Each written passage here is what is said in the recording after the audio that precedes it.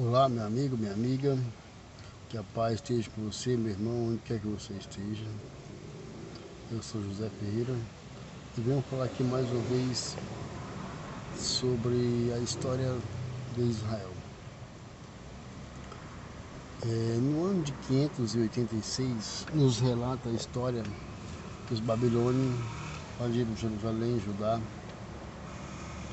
e destruíram o templo, o primeiro templo judeu. Levaram muitas coisas de lá, utensílios, ouros, enfim, fizeram aquele arraso. Deixaram o rei Joaquim ainda no poder.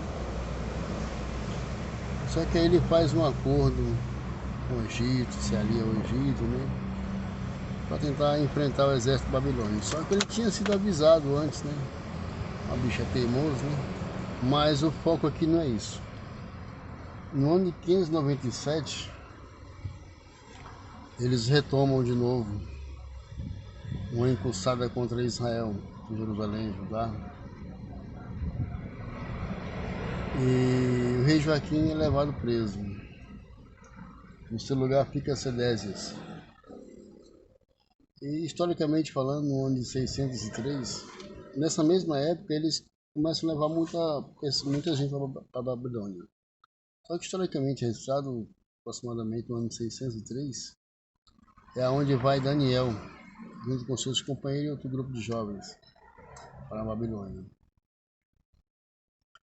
E nesse período é onde o jovem Daniel tem a visão, ali no capítulo 9, quando ele fala da 70 semana, fala do Messias, onde ele tem a revelação da vinda do Messias. Ali. Se a gente for observar bem o que diz a história bíblica, é o livro mais coerente com a história do Messias, ou o capítulo mais coerente com a história do povo judeu, sobre o que aconteceu no ano 70, Daniel. As pessoas mencionam Isaías e tal, mas ali não tem nada a ver com Jesus, nada a ver, para quem estuda a história. Mas enfim, não é o fato esse. Aí Jesus em Mateus 24, ele é questionado sobre o templo. E ele cita ali para os seus discípulos que eles seriam perseguidos, que seriam entregues, seriam mortos. Ele fala também ali que recairia sobre aquela geração, desde o sangue do justo Abel até Zacarias. E ele ainda fala que não passaria aquela geração sem que tudo aquilo acontecesse. E ele fala para o seu discípulo, em Mateus 24, eles falam: não leste o que está escrito no profeta Daniel, quando o homem da iniquidade vier e profanar o templo, profanar as coisas sagradas. A revelação que Daniel recebe, ele fala que desde quando foi dada a ordem até a retirada do Messias, os fatos aconteceriam. E Jesus fala que antes que tudo isso acontecesse, veriam muitos no nome dele. Dentro dos templos não é pregado isso, porque não é uma coisa que vá trazer lucratividade para os dias atuais. E também por falta de procurarem a história. Porque as pessoas leem a Bíblia e falam: o Espírito Santo vai me revelar tudo. A Bíblia te dá um norte, mas a história, junto com a Bíblia, ela se completa. Embora temos que ficarmos bem atentos. Bem atento com a leitura bíblica e com algumas histórias. Mas o que é de fato registrado está aí, não tem como mudar. Deus deixou para ficar exemplo para as demais nações. E Jesus fala dos dias que seriam abreviados. O que é abreviado? O que é abreviar? Os dias que foram anunciados. Para que quando chegasse próximo desse tempo, as pessoas não dissessem: eu fui pego de surpresa, isso, aquilo, outro. Enfim, Jesus fala sobre o templo. Jesus fala no Sermão da Montanha. Jesus ele fala em Mateus 24 sobre quando tiver um no campo, dois no campo, um ficaria. e outro sairia, um moendo. Isso é uma analogia, isso é um simbolismo. No ano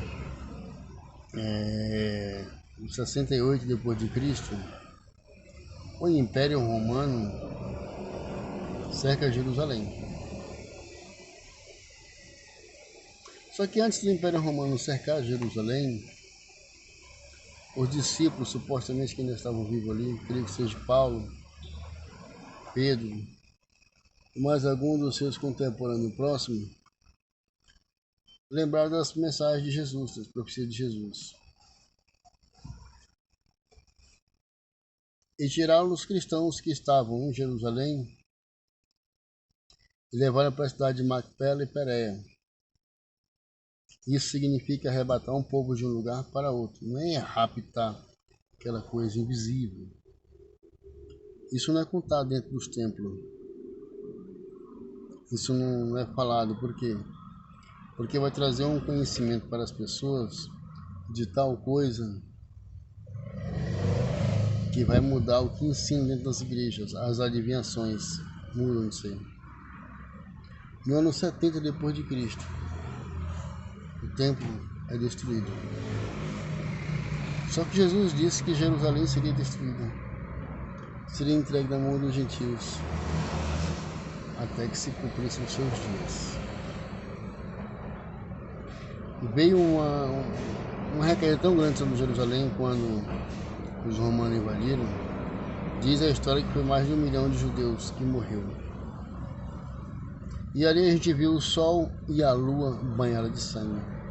Porque tem pessoas que acham que o sol mencionado na Bíblia é aquele sol lá em cima no céu. E a lua também é aquela que está lá em cima.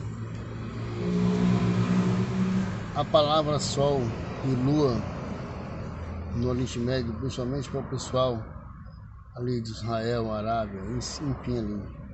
Sol significa dominante, astro dominante. A lua está abaixo do sol.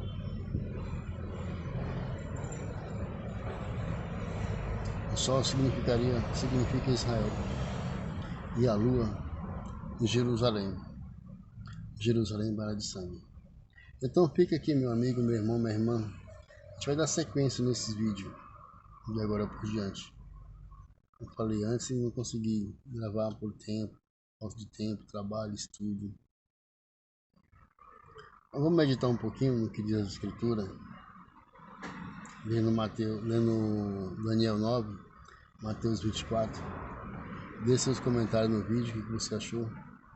Quer falar mais ainda sobre isso.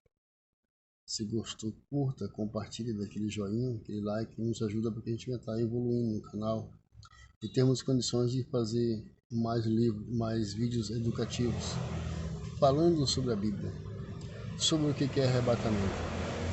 O livro de Daniel e o livro de Mateus são os livros mais focados sobre isso aí. Aí você se pergunta, mas e Apocalipse? A gente vai falar também sobre Apocalipse.